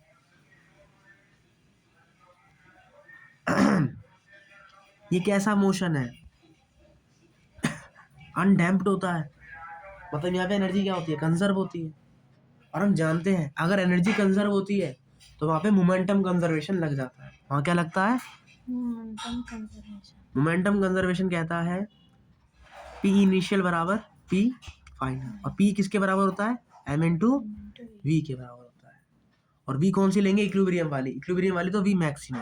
तो बस, तो अपन ने V निकाल ली है, यहाँ से आई a ओमेगा। आंसर किसकी टर्म में है, m अपॉन m की टर्म है, तो इसे हम ये लिख दिया मैंने, ठीक है। तो ये V मैक्सिमम 1 की आई। अब मैंने दूसरा मास इसके ऊपर रख दिया है, क्या रख दिया है, तो उसकी मैक्सिमम वेलोसिटी क्या आएगी, a ओमेगा, ये नया एम्पलीट्यूड हो जाएगा। ओमेगा का वैल्यू क्या हो जाएगा, m/k। अभी भी k रहेगा, लेकिन जो मास m है अब वो क्या हो जाएगा, दोनों जुड़ जाएंगे, तब मास कितना आएगा, m + स्मॉल m। तब दोनों को किससे मल्टीप्लाई करेंगे, इसके मास से, क्योंकि मुझे मोमेंटम कंजर्व करना है, यानी कि mv1 + m + mv2। तो v2 का हमने क्या रख दिया यहाँ पे, पहले वैल्यू रख दिया, क्या रख दिया यहाँ पे, वैल्यू रख दिया, दोनों वैल्यू रख दिए मैंने, ठीक है, दोनों मैंने वैल्यू रख दिए। अब दोनों को बराबर करा, ओमेगा की जगह मैंने क्या लिखा, m/k लिखा, तो ये इक्वेशन बनी मेरी। यहाँ से k से मेरा क्या कट गया, k कट गया, क्या कट गया, k। मुझे किसका वैल्यू पूछा है, a2 का। अब यहाँ पे देखिए m + m है और ये अंडर रूट में है, तो ये क्या हो जाएगा, इससे इसको हम ऐसे लिख सकते हैं, ये मैंने कितनी बार बताया, ऐसे क्वेश्चन ऐसे लिखा जा सकता है, और इसको किससे भाग कर देंगे, इससे। तो हमारा यहाँ पे क्या आ जाएगा, बेसिकली यहाँ हमारा क्या आ जाएगा, तो a2 बराबर क्या हो जाएगा, ये चला जाएगा नीचे, क्या बना लेगा, अंडर रूट, और ऐसे ये भी इससे कट जाएगा, ये क्या बना लेगा अंडर रूट। तो a2 का वैल्यू क्या आ जाएगा, अंडर रूट में capital M upon capital M plus M into में उसका इनिशियल जो एम्पलीट्यूड था। तो ऑप्शन कौन सा है ये वाला, ये तो गलत है, तो ऑप्शन कौन सा सही हो गया हमारा, ऑप्शन नंबर बी। ठीक है, अब ये वाला क्वेश्चन करते हैं, वही क्वेश्चन, ये दोनों किस में है, पैरेलल में, मतलब जुड़ जाएंगे। तो के नेट क्या हो गया 2k, पूछा क्या इसने, मास दिया है, स्प्रिंग कांस्टेंट दिया है, a block horizontally through X, number of complete oscillation 14 pi second में वो कितने चक्कर लगाएगा। तो पहले एक निकालना पड़ेगा, एक चक्कर लगाने में कितना समय लगेगा, इस फॉर्मूले से निकालेंगे। के का वैल्यू क्या हो जाएगा 2k, बस मास उसने हमें दिया है, मास कितना है, मास है 490 ग्राम, तो उसे केजी में चेंज करना पड़ेगा, 490 इंटू में 10⁻³ और स्प्रिंग कांस्टेंट कितना दिया है, दो दिया है, दो दूनी 4। ठीक है, और उसका क्या ले लेंगे अंडर रूट, यहाँ पे क्या आ गया 2 पाई। सॉल्व करते हैं, तो 4 किसका अंडर रूट है, 2 का, किसका है, ये आ गया बाहर, 1 0 से ये कटा, 10⁻⁻² का अंडर रूट क्या हो जाएगा 10⁻⁻1, 10⁻⁻1 2 पाई/2, और 49 किसका रूट होता है 7 का, 2 से 2 कटा, तो यहाँ से वैल्यू कितनी आ गई 7 पाई/10, मतलब उसे एक चक्कर लगाने में कितना समय लगेगा, तो 14 पाई में वो कितने चक्कर लगाएगा, कैसे निकालते हैं हम, 14 पाई को डिवाइड कर देंगे एक चक्कर से, तो 14 पाई को डिवाइड कर दिया एक चक्कर से, 7 दूनी 14, आंसर कितना आ गया 20। कभी भी ऐसा क्वेश्चन आए कि मैंने एक काम 10 दिन में किया, तो 100 काम में कितने दिन में करूंगा, 100 काम करने में मुझे कितने दिन लगेंगे, तो 100 दिन से क्या कर देंगे डिवाइड कर देंगे, आंसर आ जाएगा 10। मतलब यहाँ यूनिटरी मेथड खेलते हैं, क्या लगाते हैं यहाँ पे, जैसे एक चक्कर लगाने में उसे t सेकंड लगे, तो t सेकंड में कितने चक्कर लगाएगा मुझे क्या पता, तो मैं क्या करूंगा t को पहले यहाँ भेज दूंगा, तो वो 1 सेकंड में कितने चक्कर लगाएगा 1/3, तो मुझे कितने सेकंड दिए हैं 14 पाई, तो मैं किससे मल्टीप्लाई कर दूंगा 14 पाई, t का वैल्यू निकाले, दोनों को भाग कर दिया, काम खत्म। तो हम ऐसे जो है यहाँ पे सॉल्व करते हैं। अब ये पूछा है, पहले दोनों को सॉल्व करेंगे, सीरीज में है, ये भी किस में है, अगर इनके बीच में कोई मास होता तो पैरेलल होता, लेकिन ये डायरेक्ट है, मतलब ये सीरीज है, और सीरीज में कैसे जोड़ते हैं हम 1/k + 1/4k, क्या होगा, इसको सॉल्व करने का तरीका क्या है, दो अगर मल्टीप्लाई में, तो दो को हम कर सकते हैं कैसे, मल्टीप्लाई अपॉन में सम, तो कितना आ जाएगा 4k भाई, ठीक, हमें क्या दिया है एंगुलर फ्रीक्वेंसी, मतलब k का वैल्यू कितना दिया है 20 दिया है, कितना दिया है 20, तो यहाँ से नेट कितना आ गया ये 16। हमसे क्या पूछा है, पूछा क्या है इसमें, एंगुलर फ्रीक्वेंसी, मतलब टाइम पीरियड का उल्टा, सॉरी फ्रीक्वेंसी को बोलते हैं टाइम पीरियड का उल्टा, ये पूछा क्या एंगुलर, यानी कि क्या पूछा है, तो ओमेगा क्या होता है 2 पाई/t, तो पहले क्या निकालना पड़ेगा t निकालना पड़ेगा, t बराबर क्या होगा 2 पाई √ में m/k। मैंने क्या बोला था, स्प्रिंग क्या हो 1, मास क्या हो 2, तो यहाँ पर मास कैसे निकालते हैं, मल्टीप्लाई अपॉन सम, 200 इंटू 800 बट्टे 200 + 800, तो कितना आ जाएगा पॉइंट में 16, क्योंकि इसे किलोग्राम में तो चेंज करना पड़ेगा, कितना आ गया 0.16। तो अब इसकी वैल्यू क्या लिखेंगे 0.16, के का वैल्यू कितना आया 20 ही आया था, नहीं 16 आया था, कितना आया था 16, पॉइंट हटाएंगे तो इसका वैल्यू कितना आ गया 2 पाई/10, टाइम पीरियड कितना आ गया, ओमेगा क्या होता है 2 पाई/t, तो 2 पाई/t, तो ओमेगा कितना आ गया 10, और ओमेगा का यूनिट क्या होता है रेडियन पर सेकंड, याद रख सकते हैं, ये भी हो गया हमारा। अब ये कर लेते हैं, यहाँ सिंगल है, यहाँ 2 है, ये किस में है सीरीज में, तो इन्हें कैसे जोड़ेंगे, ये दोनों सीरीज में है, तो मल्टीप्लाई अपॉन सम, तो इसका वैल्यू आ जाएगा हमारा k/2, इसका वैल्यू क्या है, दोनों का टाइम पीरियड निकालेंगे, दोनों का भाग कर देंगे, यही हमसे क्वेश्चन में पूछा है। दोनों को डिवाइड कर दिया, अपना आंसर क्या आ गया यहाँ से √2, और x का वैल्यू पूछा था तो आंसर आ गया 2। ये करते हैं। लिफ्ट है जो g/2 एक्सीलरेशन से ऊपर मूव कर रही है, तो हम 5 जानते हैं, नीचे हमारा g लगता है, तो जो g नेट आएगा वो दोनों क्या आ जाएगा, दोनों ऐड हो जाएंगे। कितना आएगा g का वैल्यू? टाइम पीरियड क्या होता है सिंपल पेंडुलम का? L/g। g का वैल्यू क्या आ गया हमारा 3g/2। तो क्वेश्चन क्या कह रहा है? तो बस ये हम क्या जानते हैं, नॉर्मल केस में t क्या आता है हमारा L/g, यानी कि 2π√, इतना L/g पार्ट को हम क्या लिख सकते हैं, t लिख सकते हैं, और ये वाला पार्ट ऐसे ही रह जाएगा। यानी कि इसका आंसर क्या आ गया, ऑप्शन नंबर। ऐसे करा, एक बार फिर से देख लें सही से, ऐसे किया है, जी का वैल्यू पुट किया और अपना आंसर ये आ गया। आगे बढ़ते हैं। अब आपने क्या किया है, किसी पानी में डाल दिया है सिंपल पेंडुलम को, तो जो जी होता है वो क्या हो जाता है पानी में, ये हो जाता है। क्वेश्चन क्या बोल रहा है, मटेरियल की डेंसिटी लिक्विड की डेंसिटी की 1/16 है, तो यानी कि डेंसिटी अगर पानी की रो है तो बॉब की कितनी, बॉब की अगर डेंसिटी सिग्मा है तो पानी की डेंसिटी क्या है, सिग्मा/16। यानी कि यहाँ क्या लिखेंगे, सिग्मा/16। तो यहाँ क्या आएगा, यहाँ पे सॉल्व करेंगे, 16 में से गया 15/16, तो जी का वैल्यू क्या आ गया 15/16। हमसे पूछा क्या है, नया टाइम पीरियड पूछा है, तो कैसे निकालेंगे, वही t = 2π√L/g। जी का वैल्यू हो जाएगा 15g/16, क्वेश्चन चला जाएगा ऊपर, 16 का क्या हो जाएगा 4, वो आ जाएगा बाहर, और √15 को हमने ले लिया बाहर। अब t = 2π√L/g क्या होता है हमारा टाइम पीरियड, यानी कि जो नया टाइम पीरियड आएगा वो क्या हो जाएगा 4t/√15। खत्म। ये करते हैं।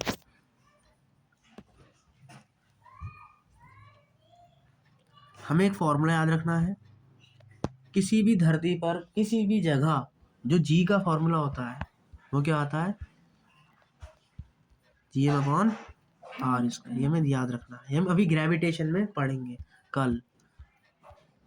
एक का मास एंड डायामीटर दिया है, planet are 3 time the respective values for the earth. Diameter और रेडियस,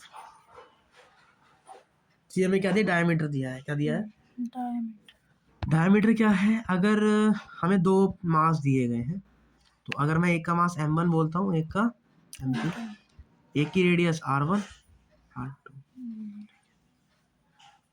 क्या बोला है उसने, मास एंड डायमीटर दूसरे अर्थ वाले का डबल है, अर्थ वाले का डबल है, इसे मैं मास ऑफ अर्थ बोल देता हूँ, रेडियस ऑफ अर्थ बोल देता हूँ। तो m2 का वैल्यू क्या आएगा 3 time of mass of earth, question में खुद दिया है, और उसने क्या बोला रेडियस दी है, डायमीटर दिया है अर्थ का, डायमीटर बोले तो ये दिया है, इसके बराबर 3 टाइम ऑफ रेडियस ऑफ दूसरा प्लेनेट, तो यहाँ से रेडियस क्या आ गई 3 time of radius of earth. तो ये हमारे 3 रिलेशन हम याद रखना है।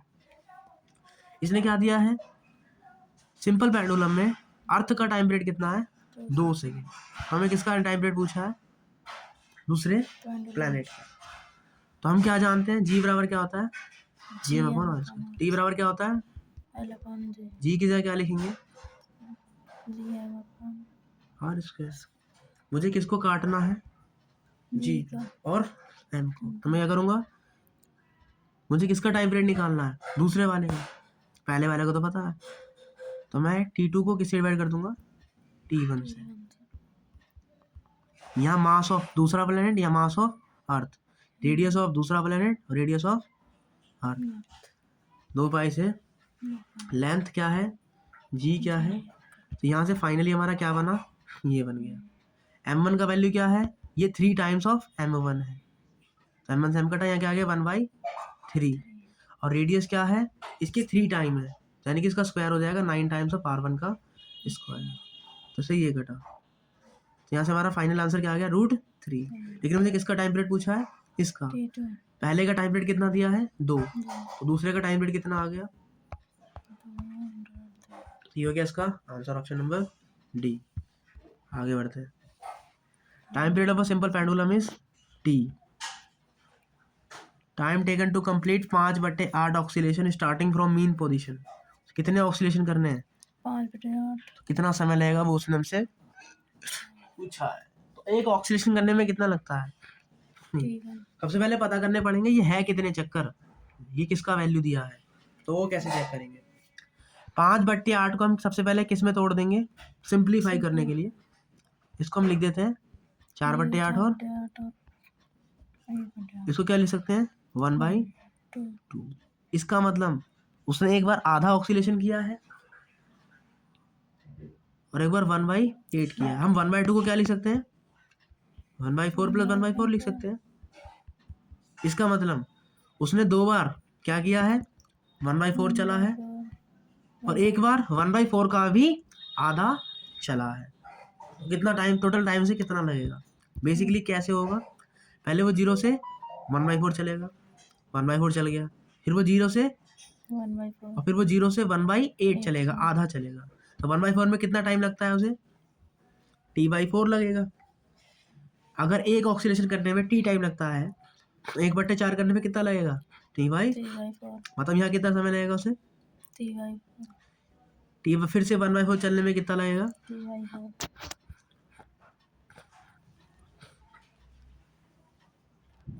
और अब उसे कितना चलना है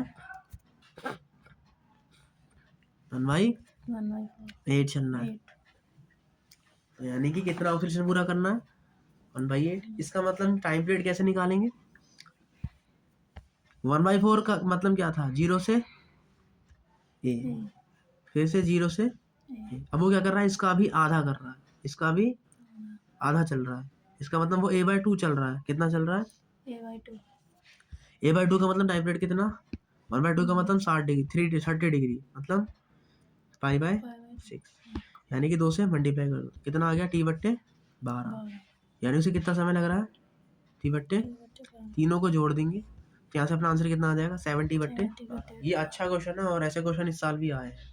कुछ भी नहीं करना, सिंपल सा तरीका है, एक सिंपल पेंडुलम है, वो कितने चक्कर लगा रहा है स्टार्टिंग से इस पॉइंट तक, तो उसे कितना समय लगेगा वो पूछा। हम क्या करेंगे, ऐसे क्वेश्चन करने के लिए सबसे पहले हम इसको ऐसे तोड़ देंगे और इसे क्या लिख देंगे 1/2 + 1/8। हाफ को क्या लिख सकते हैं 1/4 + 1/4। अब हम एक ऐसे कर्व ड्रॉ करेंगे और मैंने अज्यूम कर लिया, मान लिया कि 0 से a/0 से मानना क्या, तुझे पता होना चाहिए चलता कैसे है वो 0 फिर a, पहले वैसे चलेगा फिर ऐसे चलता है फिर ऐसे और फिर ऐसे कितने पार्ट चले 4 पार्ट चला, यानी कि एक पार्ट कितना होता है 1/4। ये वाला पार्ट भी कितना होगा, 1/4 ये होता है a, ये होता है -a। तो ये हमें याद रखना है।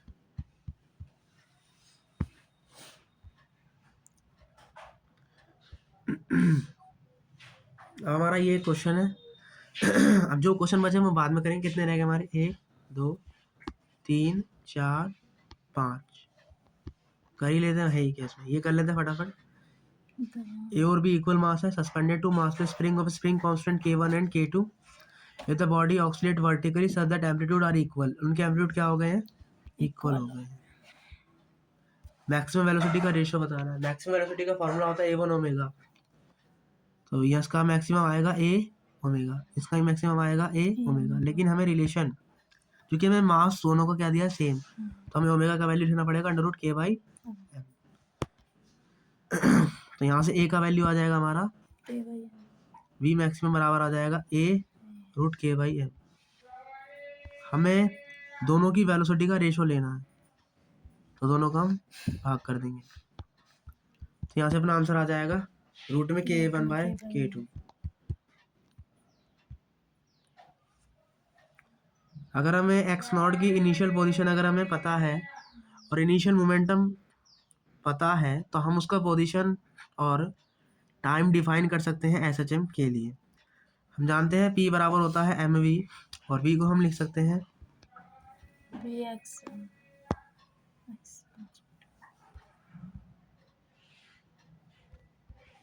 a omega cos omega into t, यानी कि जो v है वो dx बाई dt से आता है हमारा, यानी कि अगर हमें x पता है तो हम उसका v भी निकाल सकते हैं। यानी कि हम पोजीशन बता सकते हैं, मोमेंटम से हमें एंगुलर फ्रीक्वेंसी निकाल सकते हैं क्या। t बराबर क्या होता है 2 ओमेगा, तो मोमेंटम से हम ओमेगा निकाल सकते हैं, तो ये आंसर सही है। Amplitude on phase can be express in term of x not and P not. Amplitude को क्या हम एक्स नॉट और पी नॉट की टर्म में लिख सकते हैं, तो आंसर है यस।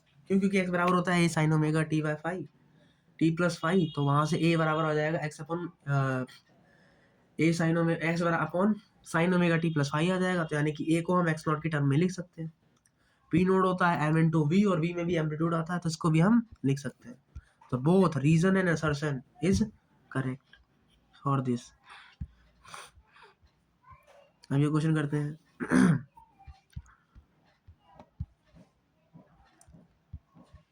एक पार्टिकल है जो कि ऑक्सीलेट हो रहा है एक्स एक्सिस में अकॉर्डिंग टू द लो। अब हमें ये लो दिया है तो हमें इसके अकॉर्डिंग करना है, अपनी मर्जी से नहीं मान सकते। एक्स नोट बराबर है 1 मीटर, हमें काइनेटिक एनर्जी के बीच ग्राफ बनाना है। तो काइनेटिक एनर्जी के लिए हमें क्या चाहिए, half M V square. Velocity चाहिए, वेलोसिटी के लिए क्या करना पड़ेगा, इसको डिफरेंशिएट करना पड़ेगा। इसका डिफरेंशिएशन करेंगे तो क्या आएगा, एक्स नॉट साइन स्क्वायर का 2 बाहर आ जाएगा, 2 sine T by 2, sine T by 2 का हो जाएगा कॉस टी बाई 2 और टी बाई 2 का हो जाएगा अपना 1/2। तो ये क्या हो जाएगा साइन 2t बाई 2, तो क्या हो जाएगा साइन टी, कहीं आ जाएगा 2। तो वेलोसिटी क्या आ गई sine T by 2। Kinetic energy क्या होती है हाफ एम वी स्क्वायर, इसका स्क्वायर कर देंगे तो क्या आएगा sine square T by 4। Sine square का ग्राफ कैसे बनता है, हम याद रखना है। साइन स्क्वायर का ग्राफ क्या होता है, ये होता है। बनना क्या चाहिए था ऐसे, लेकिन स्क्वायर कर दिया तो नीचे वाला पार्ट क्या आ जाएगा, पॉजिटिव आ जाएगा। तो ऐसा ग्राफ कहाँ देखने को मिल रहा है, सिर्फ और सिर्फ यहीं पर देखने को मिल रहा है। तो ऑप्शन नंबर ए इसका करेक्ट आंसर। ये करते हैं, क्या करा है कि टाइम पीरियड 2 सेकंड है, मतलब टी का वैल्यू 2 सेकंड है, एम्पलीट्यूड है 1 centimetre, D and D are total distance and displacement covered by the particle in 12.5 second, then D by D is equal to what. Basically amplitude है 1 centimetre, D and D are the total distance and displacement covered by the particle. अच्छा वो कितना चला है, 12.5 second चला है। 12.5 second चला है, इसका मतलब उसने कितने ऑक्सीलेशन पूरे किए हैं, ये हमें निकालना पड़ेगा। तो क्या करेंगे हम, वही कहानी, पार्टिकल को तोड़ लेंगे। यहाँ तक 0 से a में चलने में t/4 लगता है, यहाँ से चलने में भी t/4, यहाँ से चलने में भी t/4, यहाँ से चलने में भी। तो 1/4 पार्ट कवर करने में से कितना समय लगेगा, 2 से भाग, t की वैल्यू 2 रख देंगे, कितना लगेगा 0.5 सेकेंड। तो अब 0.5 को किससे भाग करेंगे हमें, टोटल से, तो हमारा कितना आ जाएगा 25 आ जाएगा। इसका मतलब वो कितने 1/4 कितने लगा रहा है 25, मतलब 1/4 पार्ट 25 बार चल रहा है। 1/4 पार्ट कितनी बार चल रहा है, 25 बार। ठीक है, तो उसने हमसे पूछा क्या है, डी और डी का वैल्यू पूछा है। उसने ये पूछा एम्पलीट्यूड दे दिया। एम्पलीट्यूड क्या होता है, ये वाली वैल्यू, ये वाली वैल्यू कितनी दी है ए, और जो 25 चक्कर निकाले हैं, मतलब जो 25 पार्ट है t/4 वाले, वो भी इसी के ही हैं। तो यानी कि 25 की मल्टीप्लाई किससे करेंगे हम, ए से, क्योंकि हमें डिस्टेंस पूछा है। डिस्टेंस क्या होगा, वो कितना चला है, वो 25 चला है, कितना 25 चला है एम्पलीट्यूड, तो कितना आ जाएगा 25 इंटू 1 सेंटीमीटर, तो 25 सेंटीमीटर आ गया। डिस्प्लेसमेंट पूछा है, डिस्प्लेसमेंट होता है शॉर्टेस्ट पाथ। शॉर्टेस्ट पाथ क्या होगा, इनिशियल और फाइनल पोजीशन क्या है उसके बीच की दूरी। तो ऐसे करेंगे, 25 है तो 25 का मतलब क्या है, 1 2 3 4, 4 पूरा मतलब 1 चक्कर, 5 6 7 8 9 10 11 12 13 14 15 16 17 18 19 20, मतलब 20 चक्कर लगा लिए, 21 चक्कर, 22 चक्कर, 23 चक्कर, 24 चक्कर, और 25 चक्कर कहाँ आएगा यहाँ। शॉर्टेस्ट डिस्टेंस मतलब वो कहाँ पहुँच गया, यहाँ पे। तो यहाँ से इसकी शॉर्टेज डिस्टेंस क्या है, यही तो आ गई, 25। मतलब इसका आंसर क्या आ गया, एम्पलीट्यूड ए। तो इन दोनों का रेशो पूछा है, तो इन दोनों का रेशो से आंसर क्या आ गया हमारा 25। Option number B is our correct answer. खत्म। ये लास्ट क्वेश्चन करते हैं।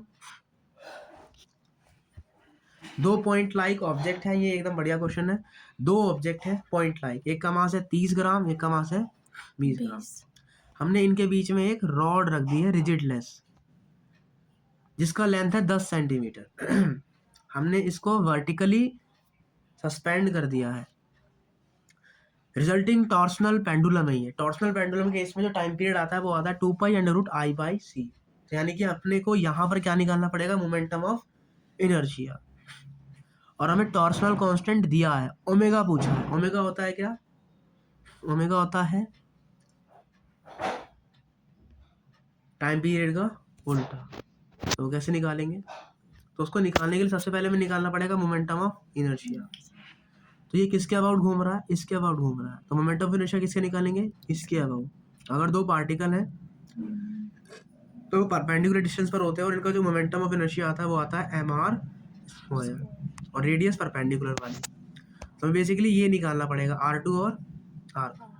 तो इनका जो रेडियस होता है वो कैसे निकालते हैं, जैसे मुझे r1 चाहिए तो मैं क्या करूँगा, इसका मास लिखूंगा, इसके साइड वाले का दोनों का मास प्लस करूंगा और टोटल जो रेडियस है उससे मल्टीप्लाई कर दूंगा। यानी कि ये वाली रेडियस कितनी आ जाएगी मेरी, 4 सेंटीमीटर। r1 कितना आ जाएगा मेरा, 4 सेंटीमीटर। और ये वाला कितना आ जाएगा, 6 सेंटीमीटर। ये मोमेंटम ऑफ इनर्शिया में रोटेशनल मोशन में पढ़ते हैं। अब मोमेंटम ऑफ इनर्शिया क्या होगा, mr स्क्वायर। r क्या आई है 4, m क्या है 30 ग्राम, किलोग्राम में लिखेंगे और ये कर दिया। ऐसे ही हमने इसको इससे मल्टीप्लाई कर दिया। 20 छिके 120, 4 तिया 12, सॉरी इसका स्क्वायर करना है, 16 तिया 48, 36 दूनी 72। तो आंसर कितना आ गया हमारा 120 इंटू 10 की पावर -6। तो मोमेंटम ऑफ इनर्शिया कितना आ गया, ये आ गया। हमें क्वेश्चन में और क्या दिया है, हमें टॉर्सनल कांस्टेंट दिया है, सी का वैल्यू दिया है, क्या दिया है, सी बराबर क्या दिया है 12 इंटू 10 की पावर -8। फॉर्मूला क्या होता है हमारा ओमेगा का, 2 पाई अपॉन में टाइम पीरियड। टाइम पीरियड क्या आता है 2 पाई अंडर रूट में आई बाई सी। तो बेसिकली ओमेगा क्या आ गया हमारा रूट सी बाई आई। सी का वैल्यू कितना दिया है, टॉर्सनल कांस्टेंट कितना दिया है हमें 1.2 इंटू 10 की पावर -8 डिवाइड में 120 इंटू 10 की पावर -6 उसका मास। पॉइंट यहाँ पर आएगा, -6 से ये कटा 2 चला जाएगा ऊपर और इससे हमारा ये कट जाएगा। तो आंसर आ गया रूट में 10 की पावर -4। इसको हम लिख सकते हैं 10 की पावर -2। तो यानी कि हमारा जो एंगुलर फ्रीक्वेंसी है वो कितनी आ गई, 10 की पावर -2 आई है। लेकिन यहाँ पे कितना दिया है, 10 की पावर -3। तो यहाँ पे 10 से ऊपर नीचे मल्टीप्लाई कर देंगे तो ये बन जाएगा 10 की पावर -3। इसका वैल्यू पूछा है एन का, तो एन का वैल्यू कितना है हमारा 10। तो आंसर आ गया है हमारा यहाँ पे 10। टोटली हमने यहाँ पे क्वेश्चन किए हैं 29 और 1 और 2, टोटल हमारे 27 क्वेश्चन थे जो कि हमने यहाँ पे कर लिए हैं। अब हमारा ये चैप्टर यहाँ पे होता है फिनिश।